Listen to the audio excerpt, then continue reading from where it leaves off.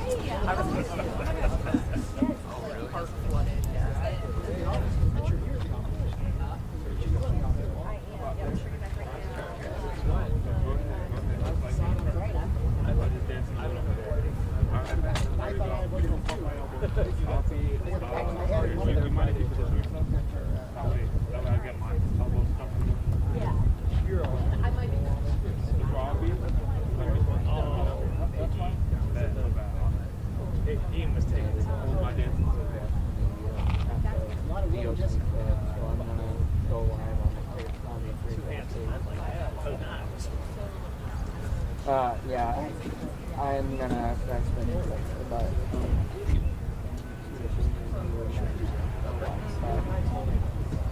we'll let you know.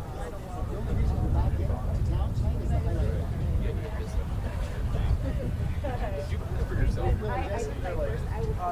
It's just there with the. Exactly. It will be. Oh yeah, Will would be all over it like that.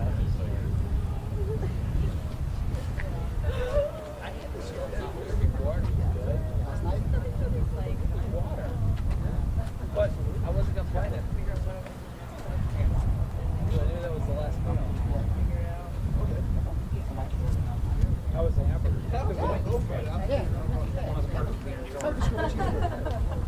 Well, I never have to hear down in Toronto.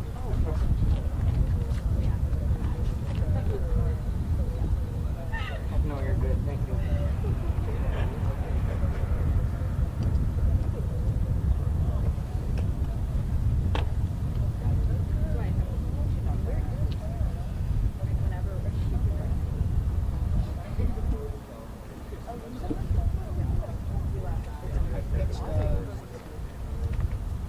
Jesse cooking and eating some food. Put that on. Not the Will and Jesse. There's a guy in the leader who's in the shop, doesn't he? I do think she'd love me fantastic. Watching Jesse munched out some critter.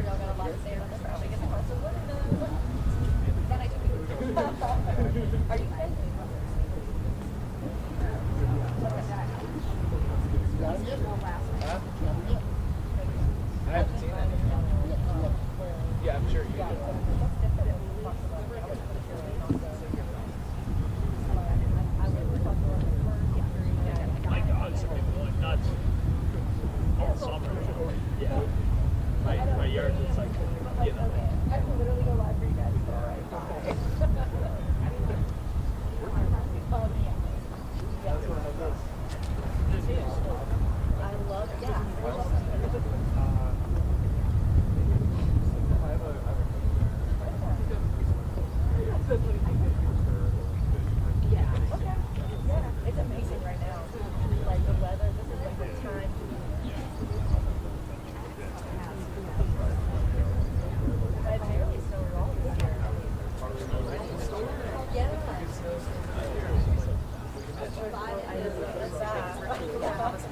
check your text really quick.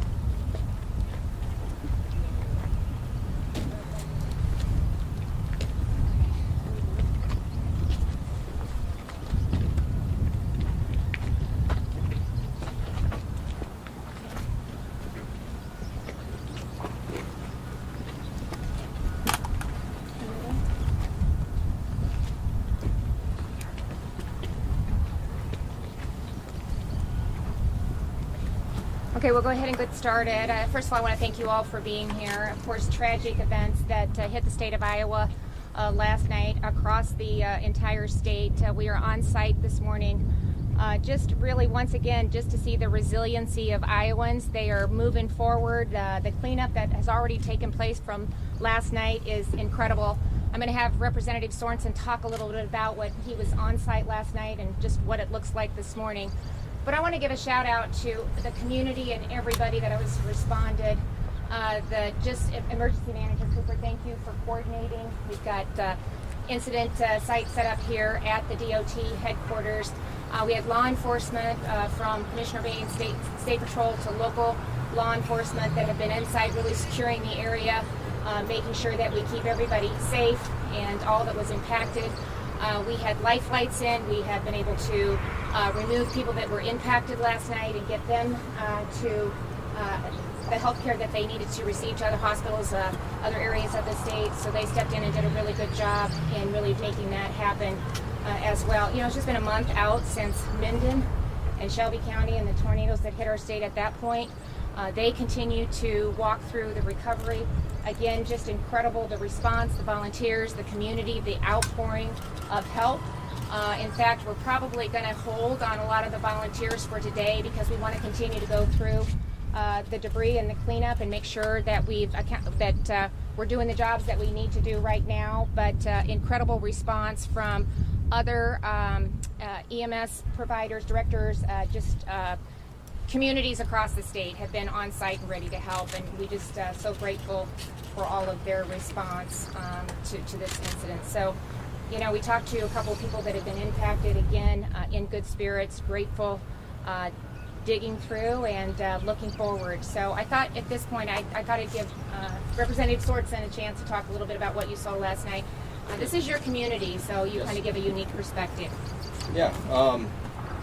It was one of those things where I was painting in a church in Fontenelle and kind of keeping an eye on the weather and keeping on the phone with my wife, and she told me it was getting pretty bad over here and started getting calls from some friends and family, and so I kind of chased the tornado into town and out of town and just pulled into the bank parking lot. And you know, there's incredible common sense in this community. There's incredible resolve. People were already getting to work clearing debris out of the roads. I mean, everybody that brought a skid loader in, thank you a million. I mean, that was a way to clear the streets and make it accessible for emergency personnel.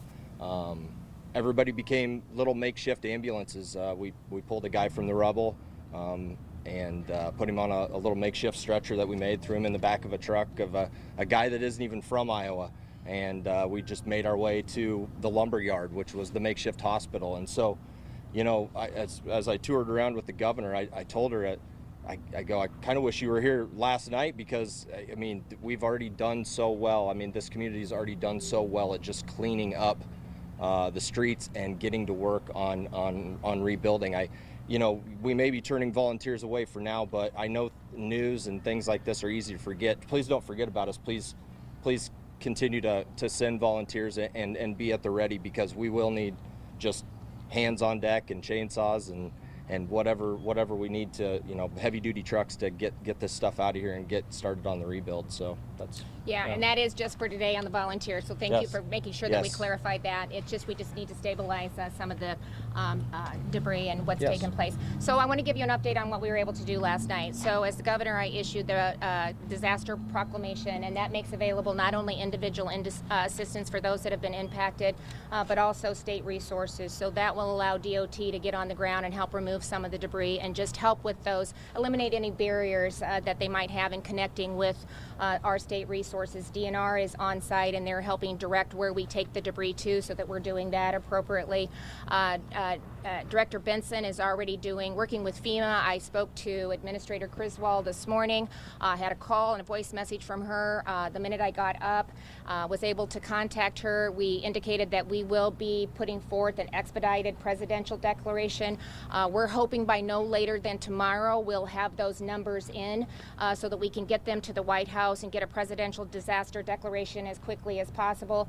We're going to file for individual assistance again and public assistance. As you know, the hospital was damaged, and so we want to make sure that we're providing resources for them as well. That also opens up SBA and other opportunities. There's been ag damage again, just like we saw in Shelby and in Midden, and so in Pot County. And so we'll again probably hopefully we'll qualify for USDA assistance as well. But all of that is in the works. You know, unfortunately, we have a lot of FEMA personnel on the ground right now. So John, I think you'll be able to coordinate with your team and really simplify that process. Instead of making it a two-step process, we'll hopefully be able to do it together, and we can get them the numbers as soon as possible. So I really do appreciate Administrator Criswell's outreach and willingness to be on the ground and to do everything we can to get this on the desk of the White House and get that approved so we can get the additional resources that those have been impacted are going to need. John, is there anything else I need to address? No, I think you've covered it. Okay. You give me a good timeline. I'll meet it. Okay, we're going to be aggressive. You know, we can turn these around fairly quickly, and so I'm sure, especially after looking at the amount of devastation the community has flattened and the debris, you know, if we qualified in Pot County and in probably in Shelby, we're gonna qualify again. So we just need to turn that around as quickly as we can so that people know here are the resources that are available.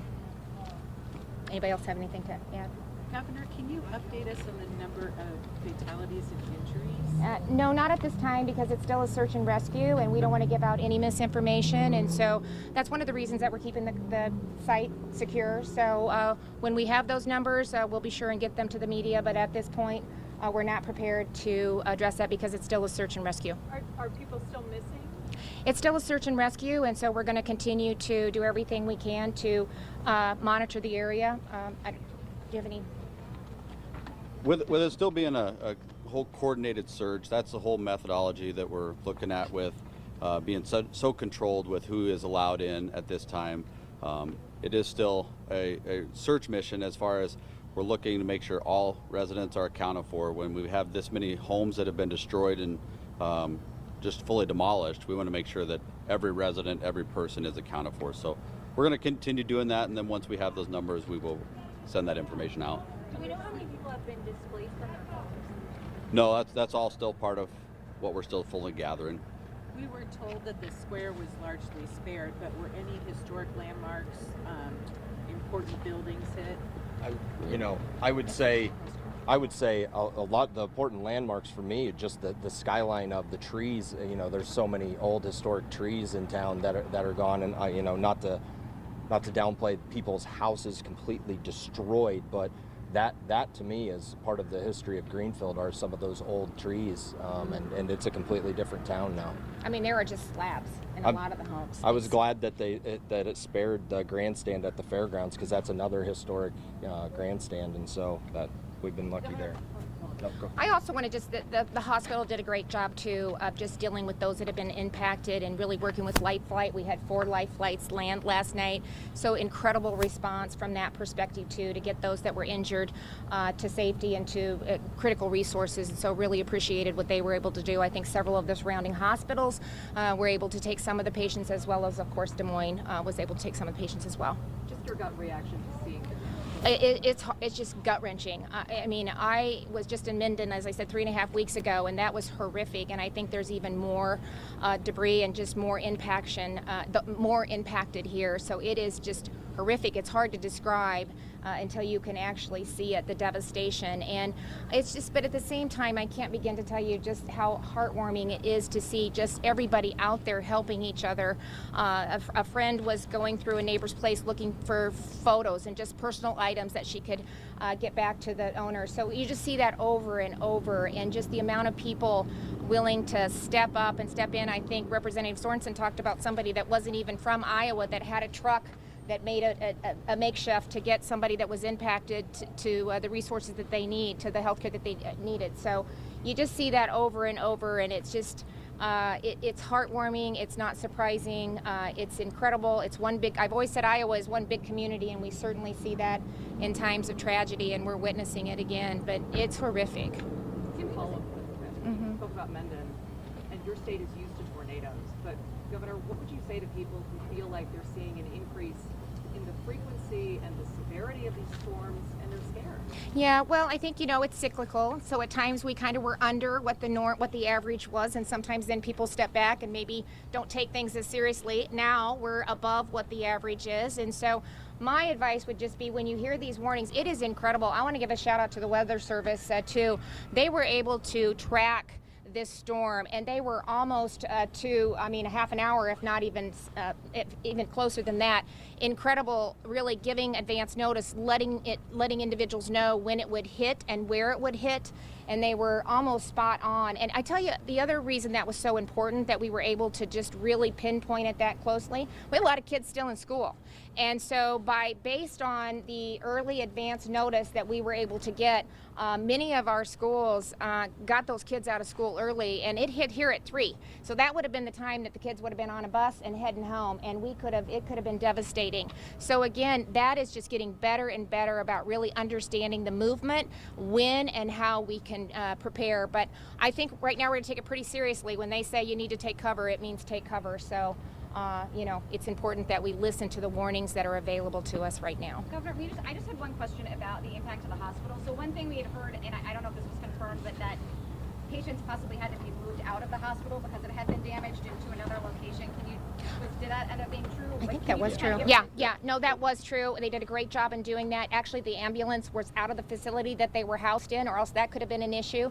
But they set it up, I think, at the lumber yard is where they set up a makeshift kind of hospital, ER, triage, thank you. So they were able to get people there and start to provide them the resources that they need to address the issues. What kind of patient were they like? No, I don't know the details, and again, I'm not going to speculate. That's where we get in trouble. But they were able to get everybody that was impacted the help that they needed, or they're transported to where they could be helped. A hospital being hit and having to move patients seems like that's like a worst case scenario. Can you just kind of put into context? How bad is that when you're trying? Well, I think what I would put into context is how well they responded. We prepare for incidences like this. The emergency management team, they prepare for it, and everybody executed like they needed to do. And they got people where they needed to be and got them the help that they needed and the resources. And so, anybody that was injured was transported or took the air flights to where they needed to be. So I would thank them for their response. We know a couple of families have been displaced and are sheltering either at the high school or at one of the churches. Have you been able to talk to them at all?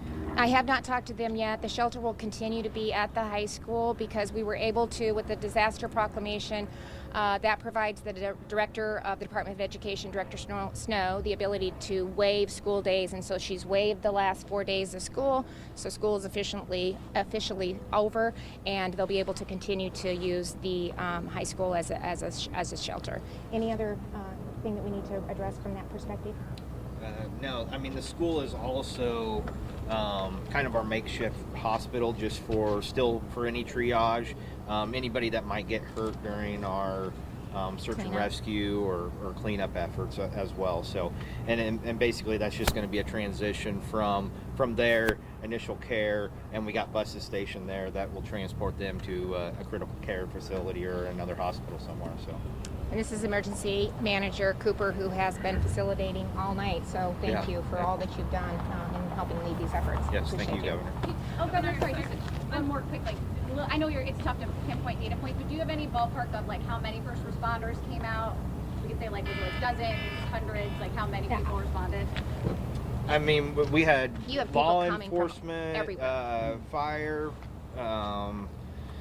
EMS from, if they weren't impacted last night, they were basically here. Clark County. From the county line or the state line, Missouri state line to the Nebraska state line.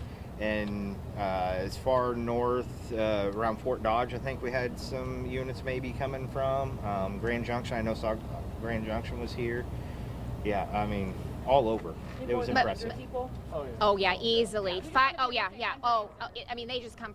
Firefighters, local law enforcement, emergency managers, their team, and every one of the counties on site really offering or coordinating from their facility on how they can help with resources. So it's one big team that really gets stood up to help whoever is in need. It's really, honestly, quite impressive. Could we say hundreds? Could we quantify it that way?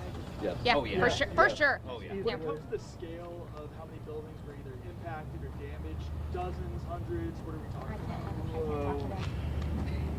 I mean, I think it's still preliminary, right? still I mean, preliminary. we're still It does. doing a lot of that, and I mean, you can't. It's flat. So, you know, we wouldn't want to give out a wrong number, and we're still assessing. And there's properties in the country that have been impacted as well. So we want to make sure that we have an accurate account that we report on. Dozens at this point. Yeah. That's small, yeah. Yeah. Plus, Yep. Definitely. yeah, would be way underestimating. And last question, I Hannah. know that search and rescue is still ongoing, but FEMA is reporting that there are 3 dead here. Yeah, I'm going to say it again, and we've said it multiple times. This is a search and rescue mission, and it will continue to be throughout the day. So thank you very much. Thank you.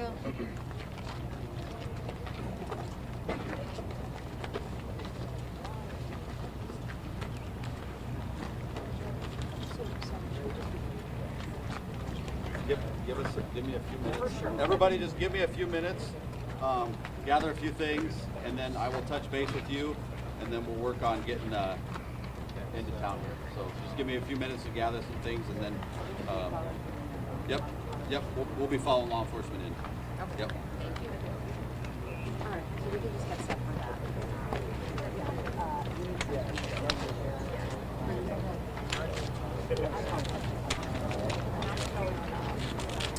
So yeah, just right now you're ready to go. Let's focus on.